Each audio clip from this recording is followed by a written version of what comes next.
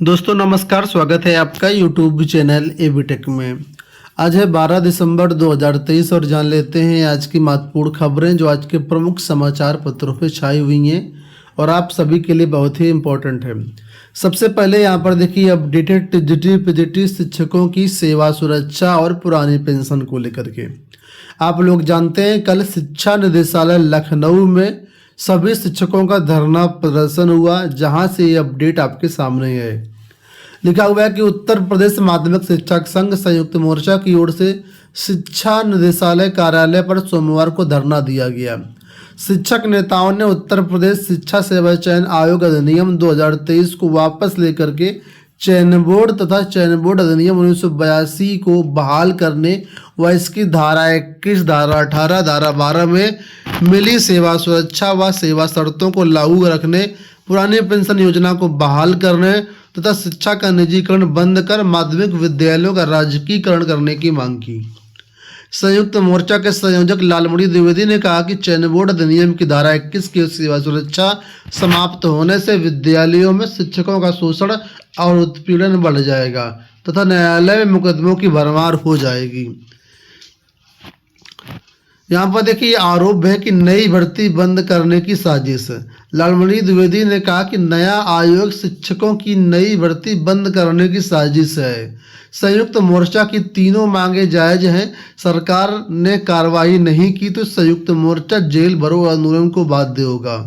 अध्यक्ष मंडल के जगदीश पांडे ने कहा कि सरकार शिक्षा का निजीकरण पर उतारू है। साथ ही पेंशन मुद्दे पर उन्होंने कहा कि सरकार जो है पुरानी पेंशन देना नहीं चाहती है और दूसरी ओर एनपीएस में शिक्षकों के जमा धन में बड़े बड़े घोटाले शुरू हो गए हैं। अब तक उत्तर प्रदेश में 30 से 35 जिलों में घोटाले की सूचना आ चुकी है, लेकिन जांच के नाम पर सिर्फ लीपापोती हो रही है। तो ये मुद्दे थे और इसके बारे में जो अपडेट्स थी आपके सामने हैं। आज के समाचार पत्रों में एक दूसरी बड़ी अपडेट जो छाई हुई है वो आपके सामने है कि यूपी पुलिस में 62,000 भर्तियां जनवरी से होंगी। उत्तर प्रदेश पुलिस भर्ती एवं प्रोन्नति बोर्ड ने पुलिस में 62,624 पदों पर भर्ती की प्रक्रिया तेज कर दी है। इनमें कांस्टेबल के 52,699 पदों पर ऑनलाइन आवेदन की प्रक्रिया दिसंबर के अंत तक या अगले जनवरी के पहले हफ्ते में शुरू हो सकती है। बोर्ड ने परीक्षा एजेंसी के चयन की प्रक्रिया लगभग पूरी कर ली है। चयन के कड़े मापदंडों की वजह से प्रक्रिया देर से शुरू होने जा रही है। प्रदेश सरकार ने कांस्टेबल के 52,699 पदों के साथ जेल वार्डर के 2,833, पुलिस सब इंस्पेक्टर के 2,469, पुलिस रेडियो ऑपरेटर के 2,430, लिपिक संवर्ग के 545, कंप्यूटर ऑपरेटर के 872, कंप्यूटर प्रोग्रामर के 55 तथा कुशल खिलाड़ी कोटे से 521 पदों पर भर्ती का दायित्व पुलिस भर्ती एवं प्रोन्नति बोर्ड को सौंपा है।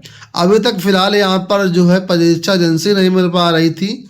लगभग अब बताया गया कि एजेंसी के चयन की प्रक्रिया पूरी है, जल्द ही नोटिफिकेशन देखने को मिलेगा।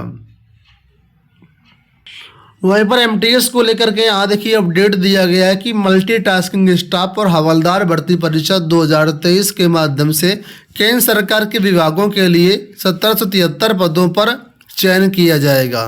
कर्मचारी चयन आयोग ने रिक्त पदों की सूची जारी कर दी है। इस भर्ती की परीक्षा प्रक्रिया पूरी हो गई है। इस महीने के अंत में जनवरी में इसका परिणाम जारी किया जा सकता है। यह भर्ती वर्ष भर के भीतर ही पूरी कर ली जाएगी। अगली जो अपडेट है यूपी SSSC से एएसओ भर्ती को लेकर के। लिखा हुआ है कि एएसओ एआरओ अभ्यर्थियों का आयोग के कार्यालय पर प्रदर्शन। अधीनस्थ सेवा चयन आयोग की ओर से 2019 में विज्ञापित सहायक सांख्यिकी अधिकारी, सहायक शोध अधिकारी परीक्षा का अंतिम परिणाम अब तक जारी नहीं हुआ। अंतिम परिणाम जारी करने के लिए अभ्यर्थियों ने सोमवार को गोमती नगर स्थित आयोग के कार्यालय पर प्रदर्शन किया। तो यहाँ पर अभ्यर्थी लगातार प्रदर्शन कर रहे थे परिणाम के लिए लगभग 40 दिन से इको गार्डन में। और यहाँ पर चेतावनी दी गई अगर लोकसभा चुनाव की आचार संहिता से पहले परिणाम जारी नहीं होता है तो फिर ये और ज़्यादा खिंच सकता है। आगे यहाँ पर आयोग द्वारा प्रतिनिधिमंडल से जो वार्ता की गई उसमें बताया गया कि भर्ती में पीजी व समकक्ष डिग्री की जांच और कंप्यूटर आदि सर्टिफिकेट की जांच होनी है। गठित कमेटी की आवश्यक प्रक्रिया होने के साथ ही जल्द ही परिणाम जारी कर दिया जाएगा। तो ऐसा आश्वासन यहाँ पर दिया गया है छात्रों को। अशासकीय सहायता प्राप्त एडेड महाविद्यालयों में यहाँ पर देखिए बताया गया कि वेटिंग लिस्ट से भरे जाएंगे प्रिंसिपल के रिक्त पद।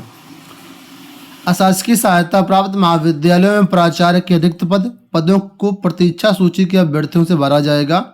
इसके लिए उच्च शिक्षा निदेशालय ने शासन से अनुमति मांगी है। शासन से अनुमति मिलते ही अभ्यर्थियों से कॉलेज का विकल्प भराया जाएगा और फिर उस नियुक्ति पत्र जारी किया जाएगा।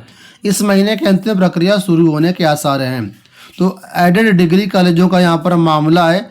290 प्राचार्यों की भर्ती 2021 में आई थी, ठीक है, और उसी में से जो पद रिक्त रह गए हैं तो वेटिंग लिस्ट से भरे जाएंगे। यहाँ पर आप सभी के लिए एक बड़ी अपडेट देखिए कि शिक्षकों की कमी से जूझ रहे माध्यमिक स्कूल। ये अपडेट है श्रावस्ती जिले का, जहाँ बताया गया कि जिले में माध्यमिक शिक्षा को बढ़ावा देने के लिए दर्जन भर से अधिक राजकीय माध्यमिक विद्यालय संचालित हैं। इन विद्यालयों में पर्याप्त संख्या में छात्र छात्राएं अध्ययनरत हैं, लेकिन यहाँ मानक व सृजित पद के अनुरूप शिक्षकों की कमी के चलते छात्रों को बेहतर शिक्षा नहीं मिल पा रही है। तो यहाँ पर जीआईसी विद्यालयों का हाल बताया गया है कि शिक्षकों की बहुत ज़्यादा कमी है। अगर कुल विद्यालयों की बात करें तो हाई स्कूल व इंटर के श्रावस्ती जिले में 28 राजकीय विद्यालय हैं। कई भवन ऐसे हैं जो कि बदहाल हैं, जर्जर हो चुके हैं और यहाँ पर शिक्षक भी नहीं हैं। ऐसे में यहाँ पर पढ़ाई के नाम पर सिर्फ खाना पूरी हो रही है। लिखा हुआ है कि इन विद्यालयों में जो शिक्षक हैं कहीं 3 कहीं 4 शिक्षक ही तैनात हैं, कहीं 5 हैं और जो मानक होता है मानक कहीं भी पूरा नहीं हो पा रहा। तो एलटी गेट और जीआईसी प्रवक्ता का विज्ञापन ना आने से यही हाल लगभग सभी जिलों का है। जीआईसी की जो स्थिति है काफ़ी ज़्यादा खराब है। एक बार फिर से समाचार पत्रों में यहाँ पर देखो अपडेट आई हुई है कि ओपीएस से राज्यों को होगा बड़ा आर्थिक नुकसान। आरबीआई ने पुरानी पेंशन योजना अपनाने को लेकर के एक बार फिर राज्यों को राज्य सरकारों की आगाह। आरबीआई ने कुछ राज्यों में नई पेंशन स्कीम को समाप्त कर पुरानी पेंशन योजना लागू करने के फैसले को एक बार फिर राज्यों को आगाह किया है।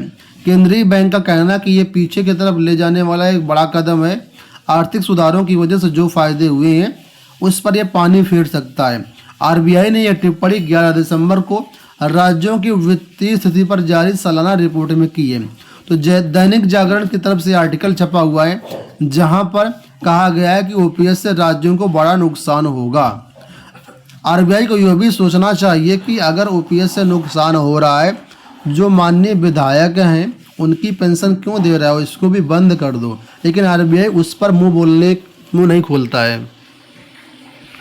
और वित्त मंत्रालय की तरफ से एक बार फिर यहाँ पर कहा गया है कि ओपीएस लागू करने की फिलहाल सरकार की कोई भी योजना नहीं है। तो बिल्कुल लेटेस्ट अपडेट है ये, जो कि आपके सामने स्क्रीन पर दिख रही हैं। दोस्तों ये हो गई आज की सारी सूचनाएं। इस वीडियो में इतना ही। धन्यवाद।